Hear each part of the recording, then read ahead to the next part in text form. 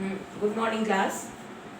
आज आपका first day है। देखिए, तो ये जो किताब बुक है आरोह, आरोह में के काव्य में लेसन नंबर 1 है कबीरदास। ठीक, कबीरदास जी का हम आज आपको पढ़ाते हैं जीवन परिचय। ठीक, तो कबीरदास जी जो थे, कबीरदास जी निर्गुण भक्ति शाखा के कवि थे। कबीरदास जी निर्गुण भक्ति शाखा के कवि थे। इनका जन्म 1399 ईस्वी में काशी में हुआ था। इनका जन्म 1399 ईस्वी में काशी में हुआ था। इनकी माता जो थी, लोकलाज के भय से इनको लहरतारा तालाब के किनारे पर छोड़ आई थी।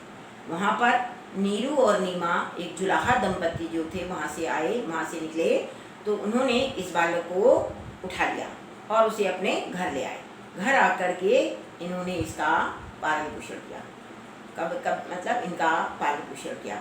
कबीरदास जी जो थे, कबीरदास जी के जो माता पिता थे वो जुलाहे का काम करते थे। जुलाहा क्या होता है?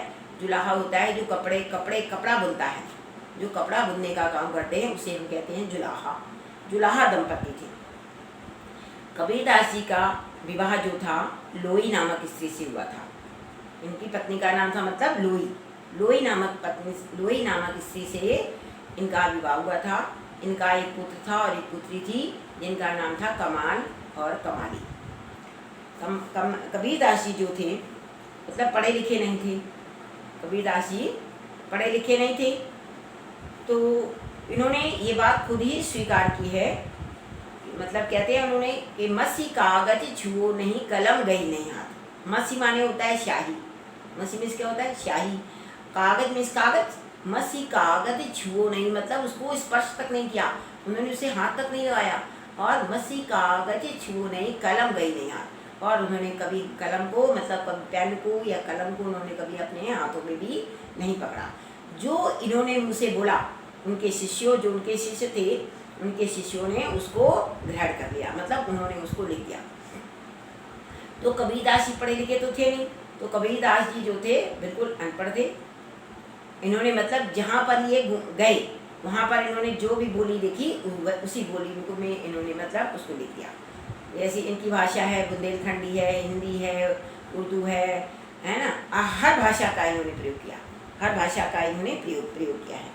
और ये क्या करते थे? ये मतलब बाह्य आडम्बरों का विरोध किया करते थे। हैं, किसी जाति और धर्म या संप्रदाय को नहीं मानते थे। ये कहते थे कि सब ईश्वर की एक ही संतान हैं।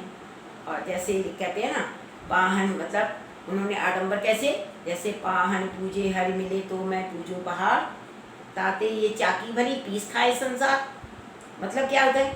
पाहन पूजे हरि मिले, मतलब उन्होंने आडंबरों का विरोध किया है ना, तो वो कहते हैं पाहन पूजे हरि मिले। पाहन मीन्स क्या होता है? पत्थर। यदि पत्थरों को पूजने से हरि मिले मतलब ईश्वर की प्राप्ति हो जाए, पाथर पूजन हरि मिले तो मैं पूजूं पहाड़। तो वो कहते हैं मैं इतने बड़े पहाड़ को पूज लूं, इतने बड़े पहाड़ की पूजा करूं। ताते ये चाकी भली, कहते हैं इस पहाड़ से तो अच्छी ये चक्की है जो हाथ से चलाई जाती है। हाथ से चल, गाँव में देखो औरतें हाथ से चक्की चला करके पीसती है ना। तो कहते हैं ताते ये चाकी भली, चाकी में चक्की भली है जिसको पीस करके, जो चक्की से पीस खाए संसार। इस चक्की से जो पीस करके सारा संसार खा लेता है। क्या खा लेता है? अन्न। कोई भी चीज़, किसी भी चीज़ को हम चक्की में डाल देते हैं तो पीस जाती है, और उस वस्तु को हम लोग क्या करते हैं? उसको खा करके सारा संसार अपना पेट भर लेता है। तो उससे अच्छी तो ये चक्की है। तो कहते हैं मतलब कहने का आशय ये है कि कबीरदास जी ने धार्मिक आडंबरों का बहुत विरोध किया। जो हम लोग आडंबर करते हैं, आडंबरों का बहुत इन्होंने विरोध किया। और ये क्या मानते थे? संप्रदाय भेद के स्थान पर, मतलब जाति धर्म और संप्रदायों का भेद को छोड़ करके ये प्रेम, सद्भाव और मानवता मतलब सब लोग समान हैं, समानता का ये समर्थन करते थे। तो इनकी मृत्यु जो थी 1518 ईस्वी में मगध में हुई। वो भी मगध में हुई। कहते हैं कि मतलब लोग मानते थे कि काशी में मरने से स्वर्ग की प्राप्ति होती है। लोग मानते थे कि काशी में मरने से स्वर्ग की प्राप्ति होती है। और मगहर में मिलने से नरक की प्राप्ति होती है। तो कबीरदास जी जो थे इन आडम्बरों को नहीं मानते थे ना, इसीलिए कबीरदास जी जो थे काशी को छोड़ करके मगहर चले गए, काशी को छोड़ करके मगहर चले गए। और जब इनकी मृत्यु हुई, बताते हैं कि जब इनकी मृत्यु हुई थी तो हिंदू लोग मानते थे कि ये मतलब हिंदू संप्रदाय के लोग हैं वो कहते थे ये हिंदू हैं, और धार्मिक संप्रदाय के लोग कहते थे ये मुसलमान हैं। तो इनके मतलब मृत्यु के समय आपस में हिंदू और मुस्लिम में विवाद शुरू हो गया था। तो कहते हैं कबीरदास जी के ऊपर से जब चादर हटाई गई थी तो उसके स्थान पर कुछ फूल निकले थे और कबीर उनको हिंदू और मुसलमान दोनों ने आपस में बांट लिया था। ठीक है, तो इस प्रकार से मतलब इनकी मृत्यु जो थी 1518 ईस्वी में मगहर में हो गई। इसके बाद में लिखते हैं कबीरदास जी की रचनाएं। कबीरदास जी की रचनाएं साखी, सबद और रामायणी। कबीरदास जी का जो मतलब रचनाओं का जो संग्रह है उसे हम कहते हैं बीजक संग्रह। और जो बीजक होता है, बीजक के 3 भाग थे, मतलब एक संग्रह बनाया गया, एक चीज मतलब जो उन्होंने बोला उसको इकट्ठा कर लिया गया, उसका नाम पड़ गया बीजक संग्रह। बीजक संग्रह जो था उसके 3 भाग होते हैं। नंबर 1 होता है साखी, नंबर 2 होता है सबद और तीसरा होता है रामायणी। साखी, सबद और रामायणी 3 भाग होते हैं। तो देखते हैं कि कबीरदास जी की मतलब रचनाएं बीजक संग्रह है। बीजक संग्रह के 3 भाग होते हैं, साखी, सबद और रामायणी। ठीक, अब इसके बाद में इनकी आती है भाषा लिखेंगे सधुक्कड़ी भाषा। कबीरदास जी की भाषा सधुक्कड़ी भाषा थी, मतलब पंचमेल खिचड़ी। इन्होंने सारी भाषाओं को जोड़ करके मतलब जो लिखा उसे कहते हैं सधुक्कड़ी भाषा। सुधक्कड़ी नहीं, सधुक्कड़ी भाषा, धा में छोटे ऊ की मात्रा लगाई जाएगी, सधुक्कड़ी भाषा। ठीक, सधुक्कड़ी भाषा कोष्टक में कर दीजिएगा पंचमेल खिचड़ी भाषा। ठीक, अब इसके बाद में इनकी आती है शैली में आप लिखेंगे मुक्तक शैली या गीत काव्य शैली, मतलब इन्होंने जो पद लिखे हैं उनको गाया भी जा सकता है। तो मेन इनकी शैली है मुक्तक शैली। ठीक, और उसके बाद में आता है हिंदी काव्य में इनका स्थान। तो लिखेंगे कबीरदास जी का निर्गुण काव्य धारा के कवियों में, कबीरदास जी का निर्गुण धारा मतलब निर्गुण धारा के कवियों में, निर्गुण धारा कौन सी होती है? निर्गुण धारा मतलब होता है ज्ञानाश्री शाखा। एक ज्ञानाश्री शाखा होती है, प्रेमाश्री शाखा होती है ना, कृष्णाश्री शाखा होती है, रामाश्री शाखा होती है। मतलब कृष्णाश्री जो कृष्ण का करते हैं, ठीक है ना, और रामाश्री शाखा जिन्होंने राम का ध्यान किया, राम के बारे में लिखा। कृष्णाश्री शाखा, रामाश्री शाखा, ज्ञानाश्री शाखा और प्रेमाश्री शाखा। तो ज्ञानाश्री शाखा के कवियों में, ज्ञानाश्री शाखा मतलब निर्गुण भक्ति शाखा के कवियों में, देखो ज्ञानाश्री शाखा को हम लोग क्या कहते हैं? निर्गुण भक्ति शाखा। और प्रेमाश्री शाखा को क्या कहते हैं? सगुण भक्ति धारा। सगुण धारा ये निर्गुण धारा कहलाती है और वो सगुण धारा कहलाती है। ठीक, तो निर्गुण धारा के कवियों में या लिखेंगे ज्ञानाश्री शाखा के कवियों में कबीरदास जी का बहुत ही महत्वपूर्ण स्थान है। तो इस प्रकार से ये कबीरदास जी का जीवन परिचय जो है लिखा जाएगा। कबीरदास जी का जीवन परिचय सबसे पहले आप कबीरदास जी का जीवन परिचय लिखेंगे। ठीक, जीवन परिचय लिखेंगे और उनकी रचनाएं लिखेंगे, उनकी भाषा लिखेंगे, उनकी शैली लिखेंगे और उनका कबीरदास काव्य में उनका स्थान लिखेंगे। ठीक, अब देखिएगा इसमें लिखा है पद नंबर 1, हम तो एक एक करी जाना। हम लिखा है हम तो एक एक करी जाना, दो कहे तिन्हु को दो जग जिन नाहिन पहचाना। एक ही पवन एक ही पानी एक ही ज्योति समाना, एक ही खाक गड़े सब भांडे एक ही कोहरा साना। जैसे बाड़ी काष्ठ की काटे अगन न काटे कोई, सब घटी अंतर तू ही व्यापक धरे स्वरूपे सोई। माया देख के जगत भुलाना, काहे नर गरबाना, निर्भय भया कछु नहीं व्यापे, कहे कबीर दीवाना। तो ये जो पद नंबर 1 है, सबसे पहले हम इसमें हम उनका लिखेंगे संदर्भ। संदर्भ में क्या लिखा जाता है? प्रस्तुत पद। प्रस्तुत पद हमारी पाठ्य पुस्तक, कौन सी हमारी पाठ्य पुस्तक? आरोह। आरोह। तो प्रस्तुत पद हमारी पाठ्य पुस्तक आरोह के पद नंबर 1 से लिया गया है, जिसके लेखक या जिसके मतलब लेखक नहीं लिखेंगे, जिसके कवि कबीरदास जी हैं। कब मतलब या लिख देंगे कबीरदास जी के द्वारा लिखित पद नंबर 1 से लिया गया है। मतलब प्रस्तुत पद हमारी पाठ्य पुस्तक आरोह के कबीरदास जी द्वारा लिखित पद नंबर 1 से लिया गया है। ठीक, अब इसके बाद में हम लोग इसका लिखते हैं प्रसंग। संदर्भ हो गया, संदर्भ के बाद में लिखेंगे हम लोग प्रसंग। प्रसंग में देखिएगा, मतलब इन्होंने इसमें ये बताया, कबीरदास जी ने ये बताया है, कबीरदास जी ने परमात्मा को सृष्टि के कण कण में देखा है। वो कहते हैं सभी मतलब सब में एक ही ज्योति है। तो कबीरदास जी ने परमात्मा को सृष्टि के कण कण में देखा है, ज्योति के रूप में उन्होंने उसे स्वीकार किया है। और उनकी व्याप्ति जो है चराचर संसार में व्याप्त है, मतलब चर और अचर, मतलब जड़ और चेतन दोनों में ही मतलब परमात्मा की सृष्टि का प्रकाश जो है चारों तरफ है। तो इसी व्याप्ति को अद्वैत सत्ता के रूप में देखते हुए, इसी व्याप्ति को अद्वैत सत्ता के रूप में देखते हुए कबीरदास जी ने विभिन्न उदाहरणों के द्वारा इसको मतलब व्यक्त किया है, विभिन्न उदाहरणों के द्वारा व्यक्त किया है। जैसे मतलब कहते हैं कबीर ने परमात्मा को सृष्टि के कण कण में देखा है, और ये चर और अचर, चर अचर मतलब जड़ और चेतन। जैसे हम पेड़ लगाते हैं तो पेड़ बढ़ जाता है, कैसे बढ़ जाता है पेड़? कैसे बढ़ जाता है? कि अपने आप बढ़ जाता है क्या?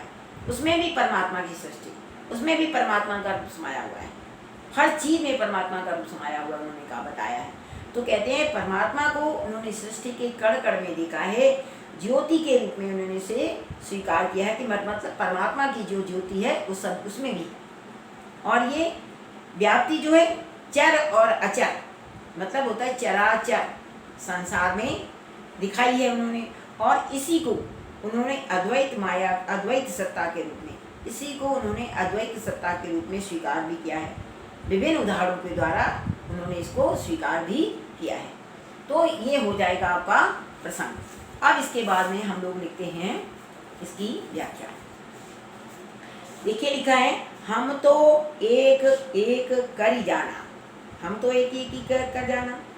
मतलब कहते हैं कबीरदास जी कहते हैं कि हमने तो ईश्वर को एक ही माना है।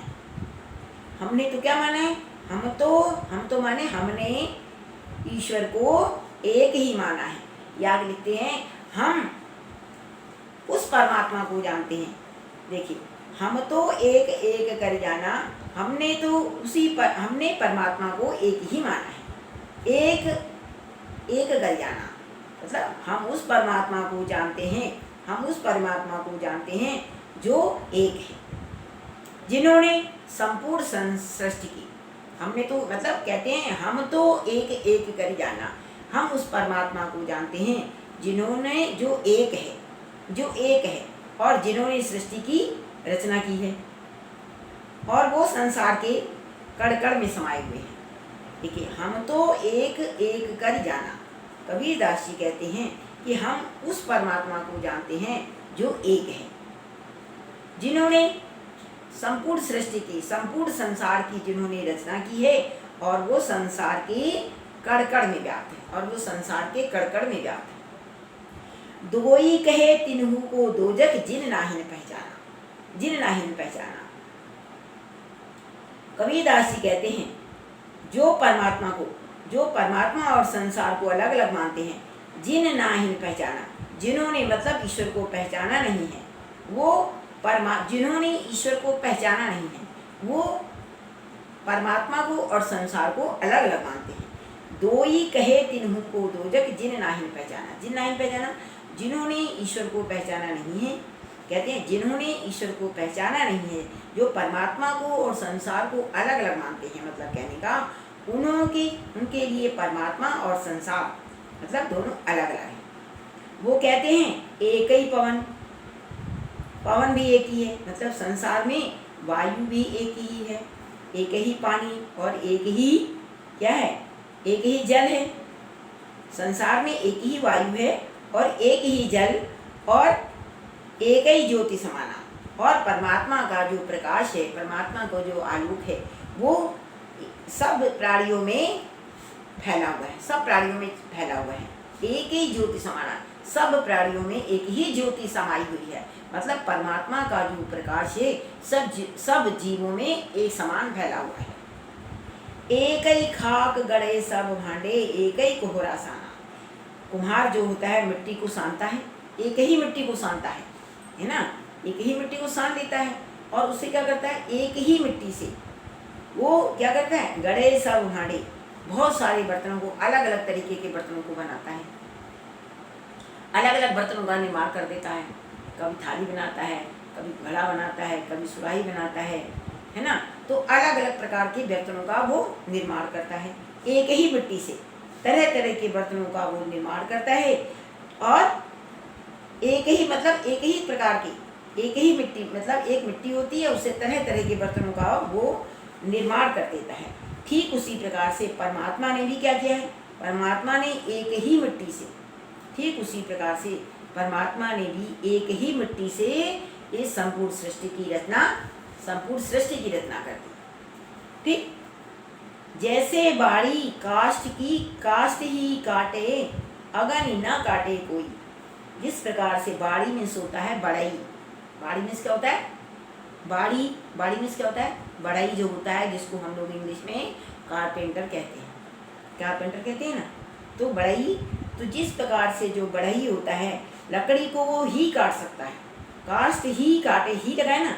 तो जिस प्रकार से बड़ी काष्ठ माने लकड़ी को, इस प्रकार से बड़ी लकड़ी को ही काट सकता है, अग्नि ना काटे कोई। और अग्नि को नहीं काट सकता, वो अग्नि को नहीं काट सकता, जो कि अग्नि उसके अंदर ही समाई हुई है, अग्नि उसके अंदर ही समाई हुई है, अग्नि को नहीं काट सकता है। सिर्फ क्या काटता है, लकड़ी को ही काट सकता है। सब घटी अंतर तू ही व्यापक धरे स्वरूपे सु। कबीरदास जी कहते हैं ठीक उसी प्रकार से, ठीक उसी प्रकार से, जैसे कहते हैं ना, जैसे बाड़ी काष्ठ की ही काटे, अग्नि न काटे कोई। जिस प्रकार से बढ़ई जो होता है लकड़ी को ही काट सकता है और अग्नि को नहीं काट सकता, जो कि उसके अंदर ही समाई हुई है। जिस प्रकार से मतलब जिस प्रकार से मृत्यु के बाद में, मृत्यु जब हो जाती है, मृत्यु के बाद में शरीर तो नष्ट हो जाता है, शरीर मर जाता है, लेकिन आत्मा का कभी नाश नहीं होता है। आत्मा जो है कभी नाश नहीं होता है, मतलब आत्मा जो है कभी नहीं मरती है, आत्मा कभी नहीं मरती है। देखा आपने संस्कृत में श्लोक पढ़ा होगा कि नैनम छिदंती शस्त्राणी नैनम दहति पावका ना चैनम क्लेजंत्यापो ना शोषित मारता। कहते हैं ना कि ना नैनम छिदंती शस्त्राणी, आत्मा को ना तो शस्त्र छेद सकते हैं, नैनम छिदंती शस्त्राणी, नैनम दहति पावका, और ना आग उसे जला सकती है, ना उसे जल सुखा सकता है और न वायु से सूख सकती है। मतलब आत्मा जो है अजर और अमर है, आत्मा अजर और अमर है। जिस प्रकार से व्यक्ति एक शरीर को त्याग करके दूसरा शरीर धारण करता है, दूसरे रूप में समा जाती है। तो इस सेंस में लिखेंगे कि संसारी आत्मा जो है कभी नहीं मरती। मतलब जो आत्मा जो हमारे अंदर समाई हुई है, जिस प्रकार से बढ़ई होता है, लकड़ी को ही काट सकता है, उसके अंदर जो अग्नि है उसको नहीं काट सकता। ठीक उसी प्रकार से जो शरीर जो है, जब शरीर मर जाता है, आत्मा की व्यक्ति की मृत्यु हो जाती है, तो क्या होता है, शरीर नष्ट हो जाता है, लेकिन आत्मा उसकी कभी नहीं मरती है, आत्मा उसकी कभी नहीं मरती है, कभी भी नहीं मरती है। तो कबीरदास जी कहते हैं सब घटी अंतर तू ही व्यापक धरे स्वरूपे सोई। सबके घट के, सबके अंतर में तू ही व्यापक, सारी सृष्टि जो है उसी के अंदर समाई हुई है। सब मतलब सृष्टि की उन्होंने रचना करी है, तो मतलब आत्मा जो है सभी व्यक्तियों के अंदर है, समाई हुई है, व्यापक है। धरे स्वरूपे कोई, धरे स्वरूपे सोई, और उसने अलग अलग स्वरूप का, अलग अलग रूपों का उसने निर्माण कर दिया है। माया देख के जगत भुलाना, काहे नर गरवाना। कबीरदास जी कहते हैं इस माया मोह को देख करके सारा संसार जो है, उस माया जो है, माया देख के जगत भुलाना, ये संसार जो है माया मोह में आकर्षित हो रहा है, माया मोह में आकर्षित हो रहा है कि इस माया मोह में लोग क्या कर रहे हैं, लोग फंसते ही चले जा रहे हैं। काहे नर गरवाना, और हे नर मतलब हे मनुष्य, तो और तू उस पर क्या कर रहा है, और उन पर तुम गर्व करते हैं, और मनुष्य क्या करते हैं, उन पर गर्व करते हैं। मतलब माया देख के जगत बुलाना, माया मतलब माया मोह को देख करके, सांसारिक माया मोह को देख करके ये सारा संसार जो है उसी की ओर आकर्षित हो रहा है। रे नर गर्वाना, और उन पर व्यक्ति जो होते हैं, नर माने मनुष्य जो होते हैं, उन पर गर्व भी करते हैं। निर्भय भया कछु नहीं व्यापे, कहे कबीर दीवाना। कबीर दास जी कहते हैं कि लोगों को क्या करना चाहिए, लोगों को सांसारिक माया मोह को त्याग करके, सांसारिक माया मोह को त्याग करके ईश्वर की भक्ति करनी चाहिए, ईश्वर की भक्ति करनी चाहिए। और जो व्यक्ति इस सांसारिक माया मोह को त्याग देता है, जो व्यक्ति इस सांसारिक माया मोह को त्याग करके ईश्वर की भक्ति करता है, सांसारिक माया मोह को त्याग देता है और ईश्वर की भक्ति करता है, मतलब जो इस संसार के मोह पाश से, जो इस संसार के माया मोह से मतलब मुक्त हो जाता है, तो वो क्या हो जाता है, निर्भय भया। वह उसे किसी चीज़ का भय नहीं रहता है, उसे किसी भी चीज़ का भय नहीं रहता है। तो इसमें सबसे पहले तो लिखेंगे हम लोग काव्यगत सौंदर्य। काव्यगत सौंदर्य में लिखा जाता है, हम तो एक एक कर जाना। इसमें लिख दीजिएगा यमक अलंकार, यहाँ पर आएगा यमक अलंकार, ठीक। और इसमें देखिए जैसे भाव साम्य में आप लिख सकते हैं, भाव साम्य मतलब, भाव साम्य का मतलब होता है कि दोनों में बराबर, ये इसका भाव और उसका भाव दोनों में बराबर है, ठीक है ना। तो जैसे आत्मा का मैंने अभी बताया था ना, जैसे संस्कृत में लिखा है ना, आत्मा जो है कभी भी नहीं मरती। कहते हैं, लिखते हैं, निधन नैनम छिदंती शस्त्राणी नैनम दहति पावका ना चैनम क्लेदंत्यापो ना शुष्यति मारुता। मारुता मीन्स क्या होता है, मारुता मीन्स होता है, मारुता मीन्स क्या होता है, देखिए नैनम छिदंती, छिदंती माने छेद सकते हैं, शस्त्राणी ना शस्त्र आत्मा को छेद सकते हैं।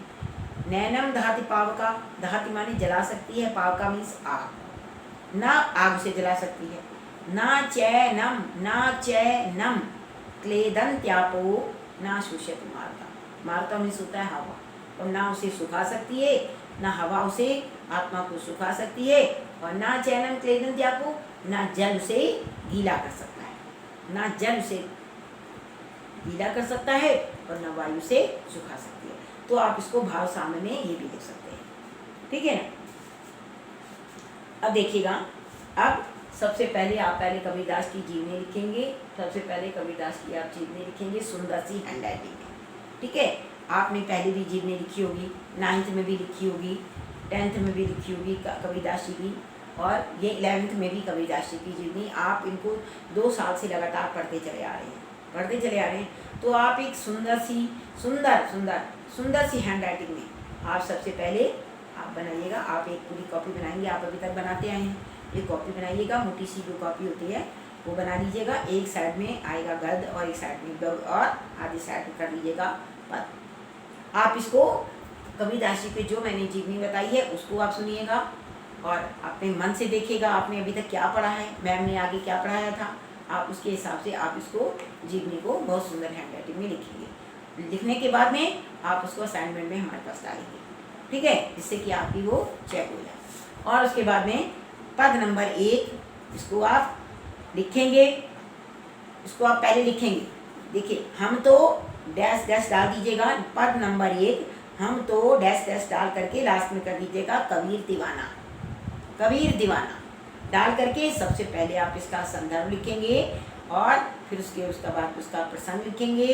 प्रसंग लिखने के बाद में फिर इसका आप उसकी व्याख्या लिखेंगे और लास्ट में आता है काव्यगत सौंदर्य और उसके बाद में काव्यगत सौंदर्य लिखेंगे, ठीक। तो इस प्रकार से ये कबीरदास जी का पद नंबर 1 आप उस अपनी कॉपी में नोट कर लेंगे। ये ध्यान रखिएगा कि साथ साथ में आप उसको लिखते चले जाइएगा। जो भी आपको समझ में बीच में ना आया हो आप हमसे डाउट्स में पूछ सकते हैं, ठीक।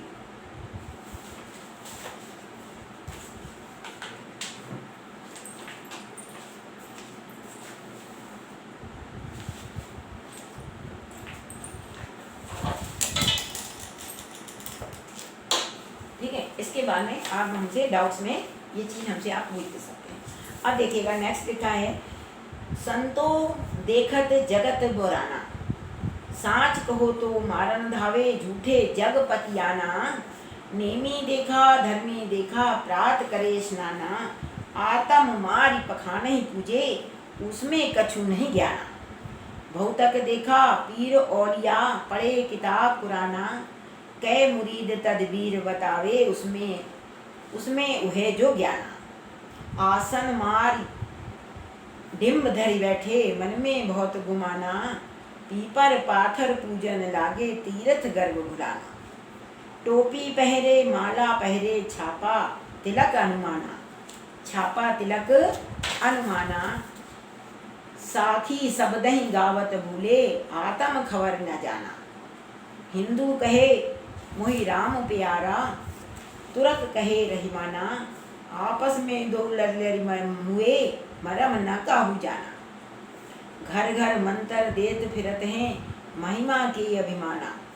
गुरु के सहित सिख सब बूढ़े गुरु के सहित सिख सब बूढ़े अंतकाल पछताना। कहे कबीर सुनो हो संतो ई सब धर्म भुलाना। केतिक कहो कहा नहीं माने सहजे सहित समाना। तो देखिएगा आज हम इसको आपके इसके अर्थ बता देते हैं। अर्थ मतलब शब्द अर्थ बता देते हैं। देखिएगा पहले देखिएगा लिखा है पतियाना। सांच कहो तो मारन धावे। धावे मीन्स क्या होता है? धावे मीन्स होता है दौड़ना। धावना। धावना मीन्स होता है दौड़ना। तो यहाँ लिखा है धावे। धावे मीन्स मारने को दौड़ना। मारन धावे मारने को दौड़ना। पतियाना। पतियाना मीन्स होता है विश्वास करना। पतियाना मीन्स होता है विश्वास करना। ठीक है। नेमी। नेमी मतलब नेमी देखा लिखा है इसमें। तो नेमी मीन्स क्या होता है? जो व्रत उपवास आदि करते हैं, जो व्रत और उपवास करते हैं, बहुत पूजा पाठ करते हैं, उसे कहते हैं नेमी। धर्मी। धर्मी क्या होता है? जो धर्म को मानते हैं। असनाना। असनाना क्या होता है? असनाना मीन्स होता है स्नान करना। असनाना मीन्स क्या होता है? स्नान करना होता है। ठीक है। पखाने पूजे। पखाने मतलब जो लोग पत्थरों को पूजते हैं, है ना, दिखावा करते हैं, मतलब पखाने पूजे मतलब जो लोग दिखावा बहुत करते हैं उनको कहते हैं। और कै मुरीद तदबीर बतावे मतलब मुरीदों को। मुरीदों मतलब क्या होता है? जो लोग उनके पास ईश्वर तक पहुंचने का रास्ता पूछने के लिए आते हैं, जो बताते हैं उन्हें कहते हैं मुरीद। और तदबीर बतावे और जो उनको रास्ता बताते हैं मुरीदों को जो परमात्मा तक जाने का रास्ता बताते हैं, इसमें लिखा है। ज्ञाना मीन्स वे उसमें जो ज्ञाना, वो कौन होते हैं? अज्ञानी होते हैं। तो आसन वाली। आसन मतलब आसन, जो आसन लगा के बैठते हैं हम लोग। तो डिम्ब धरी बैठे। डिम्ब मीन्स क्या होता है? डिम्ब मीन्स होता है समाधि लगाना। डिम्ब मीन्स क्या होता है? समाधि लगाना होता है। गुमाना मन में बहुत गुमाना। गुमाना मीन्स क्या होता है? गुमाना करना मतलब बहुत गर्व करना, अपने ऊपर बहुत घमंड करना जिसको बोलते हैं। ठीक है ना। और छापा तिलक पी माला पहरे। पहरे मीन्स होता है पहनना। पहरे मीन्स क्या होता है? पहनना। अब देखिए लिखा है हिंदू कहे मोहि राम प्यारा तुर्क कहे रहे मना। तुर्क मतलब मुसलमान लोग। तुर्क मीन्स मुस्लिम लोग जो होते हैं उनको कहते हैं तुर्क। ठीक है। मरम न काहू जाना। मर्म मीन्स मतलब मर्म मतलब उसके अंदर का, अंदर कोई नहीं झांकता है। मरम न काहू जाना मतलब उसके अंदर कोई नहीं झांक सकता है। तो आगे देखिएगा घर पर मंत्र देत रहते महिमा के अभिमाना। गुरु के सहित सख सिख सब बूढ़े। बूढ़े मतलब होता है मूर्ख व्यक्ति। बूढ़ गए मतलब जो सिख गुरु के साथ में वो भी बूढ़ गए, जो मूर्ख लोग थे वो भी गए। अंतकाल पछताना। पछताना मीन्स जो पछताते हैं, है ना। और इसके बाद में कहे कबीर सुनो हे संतो सब धर्म भुलाना। कहते कि कहो कहा नहीं माने सहजे सहित। सहज माने सरल। ठीक है। अब इसके बाद में ये जो पद नंबर 2 है ये हम आपको नेक्स्ट डे पढ़ाएंगे। ठीक है बेटा। तब तक आप जीवन परिचय लिखिएगा और पद नंबर 1 लिखिएगा। सबसे पहले आप इनका संदर्भ लिखेंगे, फिर उसका प्रसंग लिखेंगे और फिर उसके बाद में उसकी व्याख्या करेंगे। ठीक। ओके।